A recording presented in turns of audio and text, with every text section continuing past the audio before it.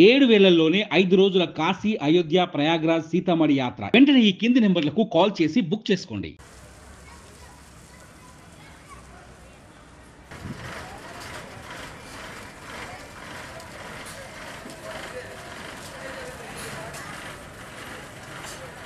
ఫ్రీగా పెట్టడం సంతోషమే, కానీ రోజు వచ్చి పోయే స్టేజ్లు కాడ ఆపాలి కదా. డ్రైవర్లు తిట్టడం, కండక్టర్లు తిట్టడం అది కరెక్ట్ కాదు. ఎట్లా ఫ్రీగా పెట్టేసినావా అని అందరితో అయితే తిట్లు పడం కదా. మేము రోజు వచ్చేది ఎందుకు? ఫ్రీగా పెట్టిననే కదా సార్ వచ్చింది. ఎక్కడైనా ఆపాలి కదా. లేడీస్ అంటే ఇక్కడ ఆపమంటే అక్కడ ఆపాలి కదా, అది రూల్ ప్రకారం. అయితే లేడీస్ చూసి కూడా ఆపట్లేరు, జెంట్స్ ఉంటేనే ఆపుతుర్రు. మళ్ళీ ప్రతి స్టేజ్ కాడ ఆపాలని కోరుకుంటున్నారు. ఏదైనా ఫ్రీగా వస్తుంది అన్నప్పుడు అది ఫ్రీగా వస్తుందని అనుకుంటాం, కానీ ఖచ్చితంగా తర్వాత మన మీదే బర్డెన్ పడుతుంది. ఎందుకంటే ఇప్పుడు ఫ్రీగా వస్తుంది అనుకుంటాము, అది గవర్నమెంట్ మీద ఖచ్చితంగా బర్డెన్ పడుతుంది. ఫస్ట్లో తెలీదు, ఆల్రెడీ లాస్లో ఉందని అంటున్నారు, ఖచ్చితంగా ఇంకా లాస్ అవుతుంది. ఎందుకంటే ఇప్పుడు ఫ్రీగా ఉంది అనేసరికి ఏదైనా ఫంక్షన్స్ ఏమైనా ఉన్నా కూడా జెంట్స్ వెళ్ళకుండా మీరు వెళ్ళండి మీకు ఫ్రీయే కదా అని చెప్పేసి మహిళల్ని పంపిస్తూ ఉంటారు. దాంతో మొత్తం బస్ అంతా కూడా మహిళలే ఉంటున్నారు. ఇంకా ఆర్టీసీ వాళ్ళకి ఎక్కడి నుంచి వస్తుంది?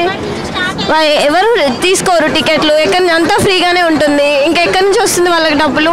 రావు. ఖచ్చితంగా ఇంకా లాస్ అవుతుంది. ఆ లాస్ మళ్ళీ గవర్నమెంట్ పడుతుంది. ఆ గవర్నమెంట్ మళ్ళీ అది జనాల మీదే రుద్దుతుంది. ఖచ్చితంగా ట్యాక్స్ల రూపంలో అయినా ఎలాంటి రూపంలో అయినా ఖచ్చితంగా అది మళ్ళీ మన మీదే పడుతుంది. కాబట్టి ఏది ఫ్రీగా ఇచ్చినా కూడా ప్రజలు ఒప్పుకోవద్దు.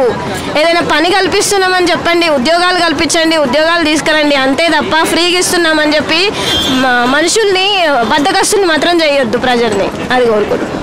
టికెట్ తీసుకొని ప్రయాణించే వాళ్ళం, ఇప్పుడు టికెట్ లేకుండా ప్రయాణిస్తున్నాం. దీనివల్ల మాకు అంటే లేడీస్కి సార్ కొంచెం బెనిఫిట్ చేశారని నేను అనుకుంటున్నాను. Thank you CM sir. మహిళలకు ఈ ఉచిత సర్వీస్ వల్ల చాలా బెనిఫిట్ ఉంది. అంటే మేమంటూ కాలేజ్ స్టూడెంట్స్కి అయితే ఇంకా బెనిఫిట్ ఉంది. ఎందుకంటే ఇప్పుడు పాసెస్ కోసం క్యూలో నిలబడి అంతా చాలా పెద్ద రిస్క్ ఉండేది. ఇప్పుడు అలాంటిది ఏం లేదు. ఫ్రీగా ఆధార్ కార్డుతో మాకు సీఎం సార్ ఇది ఇచ్చినందుకు చాలా కృతజ్ఞతలు తెలియజేస్తున్నాను. Thank you to CM sir. Telangana ప్రభుత్వం మహాలక్ష్మి పథకం అమలు చేయడం మాకు సంతోషంగా ఉంది. కాకపోతే ఇంతకు ముందున్న ఎక్స్ప్రెస్ పల్లె వెలుగు సర్వీసులు ఇలాగే కంటిన్యూ చేయాలని కోరుతున్నాం. ఈ పథకం పెట్టినందుకు మేము ధన్యవాదాలు తెలుపుతున్నాం రేవంత్ రెడ్డి గారికి. అందుకు మాకు చాలా సంతోషంగా ఉందండి. మాకు ఎలాంటి సమస్యలు ఏమీ లేవు. రేవంత్ రెడ్డి గారికి చాలా ధన్యవాదాలు. చిత్రాల కానుండి పెడితే బాగుండు, చిన్నపిల్లలకైనా వీళ్ళకైనా.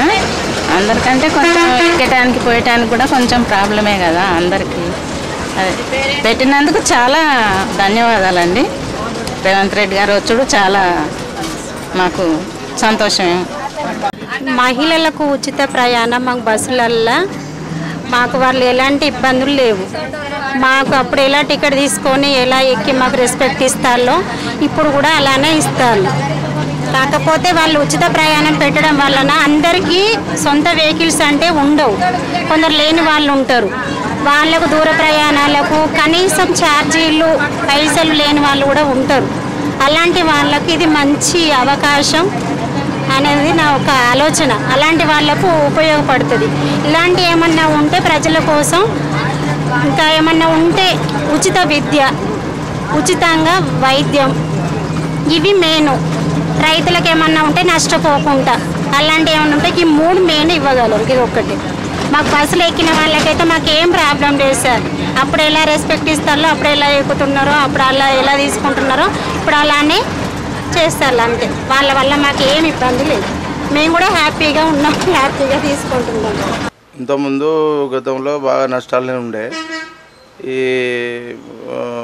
ఎండి సజ్జనార్ వచ్చిన కాడ నుంచి నష్టాలు అనేది పూడ్చే విధంగా ఆయన మంచి మానిటరింగ్ చేసిండు, ఒక లెవెల్గా తీసుకొచ్చిండు. ఇప్పుడు ఆ లెవెల్ అనేది ఇప్పుడు ఈ ఉచిత ప్రయాణం అనేసరికి మళ్ళీ యథావి స్థితికి పడిపోయే స్థాయికి వచ్చింది. మరి దాన్ని ఆ ప్రభుత్వం ఏం చేస్తాం కదా తెలియదు, కానీ దీనివల్ల కొంచెం ఇబ్బందికరంగానే ఉన్నది. పెడితే మరి మన సీనియర్ సిటిజన్ లెక్క 50 సంవత్సరాలు 60 సంవత్సరాల వాళ్ళకు ఫ్రీ అనేది అలాంటిది పెడితే బాగుండనేది మా ఒపీనియన్. ఇంకోటి ఏంటంటే బస్ ఛార్జీలు తగ్గించినా కూడా 50 రూపాయలు దాన్ని 30 రూపాయలు చేసుడో, లేకపోతే ఇంకా కొంచెం అది చేస్తే వేరే రకంగా ప్లాన్ చేసి అది చేస్తే బాగుండేదని ఆలోచన ఉన్నది. ఇది మాత్రం కొంచెం ప్రాబ్లంగానే ఉన్నది. నష్టాలు ఇంకా పెరిగే అవకాశం ఉన్నది ఆర్టీసీలో. అది చూడాలి మరి. అది ప్రభుత్వం ఆలోచన మనం చెప్తే అయిన పరిస్థితి కాదు కదా వాళ్ళు. సరే మాకున్న ఇబ్బందులు మేము చెప్తున్నాం. అది